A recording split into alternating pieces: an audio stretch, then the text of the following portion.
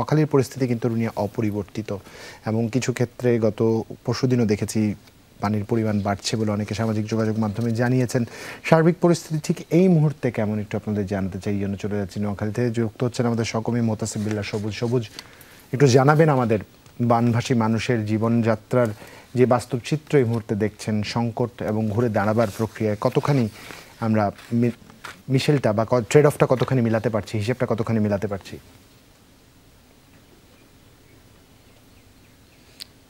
জুবায়ের, আমি এখন আছি নোয়াখালীর যে সবচেয়ে বন্যা কবলিত যে এলাকাগুলো রয়েছে, অর্থাৎ বেগমগঞ্জ, সেনবাগ, সোনাইমুড়ির। আমি আছি এখন বেগমগঞ্জে।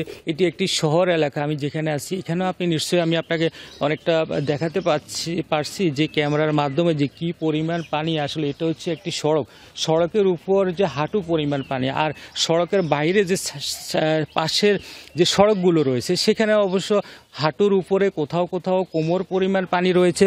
আর আপনি যেটি আসলে বললেন যে আসলে মানুষের দুর্ভোগের আসলে শেষ নেই, কেননা এই যে প্রায় 10 থেকে 12 দিন 15 দিনের মতো হয়ে গেছে মানুষের যে পানিবন্দী অবস্থা। আসলে এতদিন টিকে থাকা আসলে মানুষের জন্য কঠিন হয়ে পড়ছে। আসলে অনেকেই এতদিন ঘরে ছিলেন বাধ্য হয়ে, বা অনেকে যে নোয়াখালীর যে আসলে যে উঁচু ভবন, হাসপাতাল, কমিউনিটি সেন্টার, স্কুল, কলেজ, মাদ্রাসা সবগুলো ভবনে আসলে কানায় কানায় ভরে আছে। তো আমরা আসলে এখনও দেখছি যে তারা যারা ঘরে আটকে ছিলেন বা কোথাও যেতে পারেন না, তারা নিরাপদ আশ্রয় ছুটার চেষ্টা করছেন, এবং যারা কোথাও যেতে পারছেন না আসলে তারা নিরুপায় হয়ে তাদের ঘর বাড়িতে আছেন সে হাঁটু বা কোমর পরিমাণ পানিতে কোনো রকম আসলে বাধ্য হয়ে থাকা। তো আমরা এখানে কয়েকজন মানুষ জানতে চাইবো যে আসলে আপনার ঘরে কি পরিমাণ পানি, বা আপনার কোথাও নিরাপদ আশ্রয় কেন যাচ্ছেন না? আসলে জায়গা নাই, তো জায়গা নাই করতে যাইতে পারি না, ঘরে দি থাকি।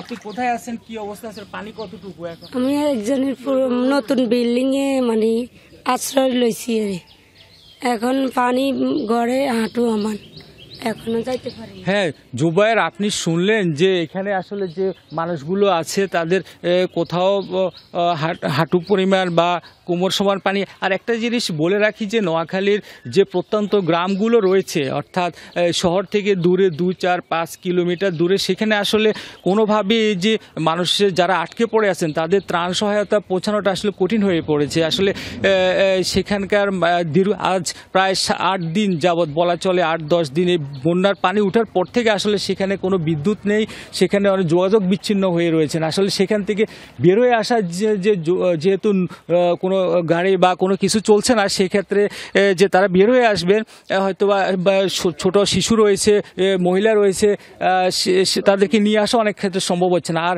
এখানকার যে নিত্য প্রয়োজনীয় যে পণ্য, সেটার অবস্থা আপনাকে যারা বুঝবেন যে এখানকার এমনিতে বন্যার পানি, অন্যদিকে যে নিত্য প্রয়োজনীয় একটা সংকটও রয়েছে। তো আসলে সব জিনিসপত্রের দাম কেমন আপনার কি? আগে আসলে বন্যার আগে আসলে 100 টাকা, এখন হয়েছে 120 টাকা। ইয়ার আলুর কেজি আমরা 70 টাকা 80 টাকা করে বিক্রি হইতেছে।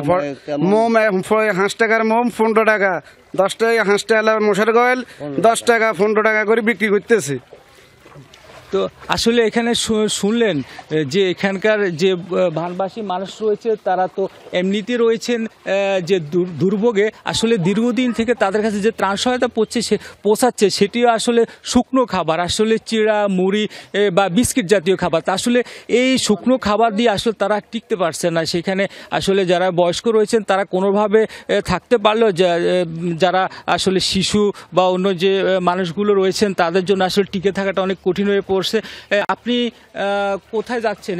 আমি এখন বাড়িতে যাচ্ছি, কারণ আমার বাড়িতে এক বুক পানি, কবর সমান পানি, খাবার নাই, তারপর বিদ্যুৎ নাই, খাওয়া আসতেছে না, আমরা কোনো কিছু পাইতেছি না, কোনো কিছু করতে পারতেছি না। জুবায়ের, আসলে নোয়াখালীতে গতকাল দুপুর থেকে এখন পর্যন্ত অবশ্য বৃষ্টি নেই। আমরা দেখেছি যে আসলে বৃষ্টি হলেই এখানকার পানি বাড়ে, আর বৃষ্টি যদি কমে গেলে আসলে পানি কমে, তবে পানি কমার পরিমাণটা আসলে খুবই ধীর গতিতে পানি কমছে। আসলে এখানকার পানি যে যাওয়ার যে রাস্তা, নোয়াখালীর পানিগুলো পূর্ব দিক থেকে পশ্চিম দিক হয়ে লক্ষ্মীপুরে আসলে মেঘনা নদীতে নেমে যায়। তো সেক্ষেত্রে দেখা গিয়েছে যে আসলে নোয়াখালী পানি নামার যে জায়গাগুলো রয়েছে সেগুলো আসলে খালের উপর বাঁধ দিয়ে রাখা হয়েছে, খাল ভরাট হয়ে আছে বা ড্রেনেজ ব্যবস্থা পর্যাপ্ত নেই। তবে আবহাওয়া অফিস যেটি বলছে যে আগামী আরও 3 থেকে 5 দিন হালকা বৃষ্টি হতে পারে। আসলে সেই বৃষ্টির আতঙ্কে নোয়াখালীর মানুষ এখন আসলে আতঙ্কিত। আরেকটা জিনিস বলে রাখি যে নোয়াখালীর যে মুসাপুর রেগুলেটরটি রয়েছে সেটি ভেঙে যাওয়ার ফলে কোম্পানিগঞ্জ উপজেলায় আসলে ব্যাপক নদী ভাঙন দেখা দিয়েছে, এবং যদি এখনই যদি এই নদী ভাঙন রোধ করা না যায় আসলে সেখানকার মানুষজন আসলে শত শত হাজার মানুষ আসলে ঠিক আশ্রয়হীন হয়ে পড়বে, বা তাদের আসলে খুব এটা নিয়ে তারা আসলে কোম্পানিগঞ্জের মানুষ উদ্বেগ উৎকণ্ঠার মধ্যে রয়েছে।